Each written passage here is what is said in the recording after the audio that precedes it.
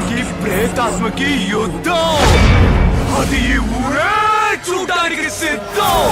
Influence చేసి వదిలేస్తారంట, వాళ్ళకి ఏమైనా అయితే ఈయనకి సంబంధం ఉండాలి. ముందు చెప్తాను మేడం, వెయిట్.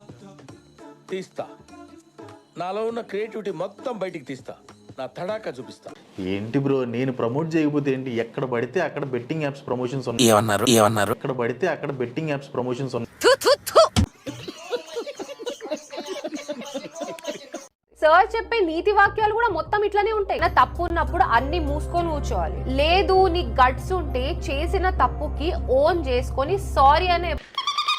నేను ఇది నీకు ఒక ఎక్స్ప్లెనేషన్ ఇస్తున్నా చూడు, అది second highlight of the night. అది అది రిస్కీ అని తెలిసినప్పుడు నువ్వు ప్రమోట్ చేయడం ఎందుకు?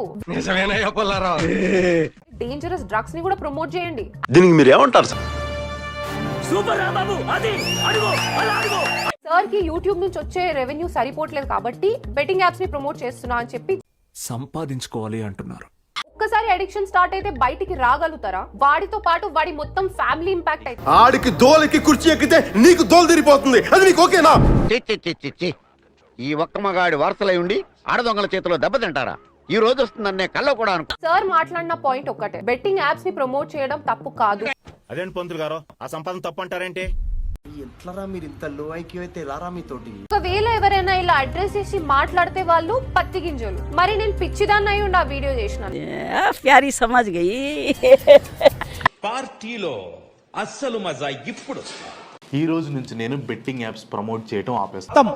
Tata, bye bye, goodbye, Gaya.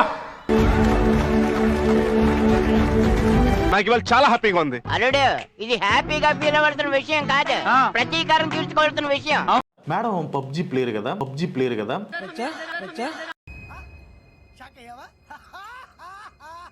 ఒకసారి పబ్జి గేమ్ వల్ల డబ్బులు పోగొట్టుకున్న వాళ్ళు చూడండి. Oh my god. నువ్వు చేసే ఈ ప్రమోషన్స్ వల్ల చిన్న పిల్లలు పబ్జిలో ఎంత డబ్బులు పోగొట్టుకుంటున్నారు తెలుసా? అంటే అది మనం చేస్తే సంసారం, వేరే వాళ్ళు చేస్తే వ్యభిచారం. మీరు చేస్తే ఆదర్శం, వేరే వాళ్ళు చేస్తే ఆవేశం. మాది జోగిపేట, అలాగే హాంకాంగ్, అంతే కదా సార్?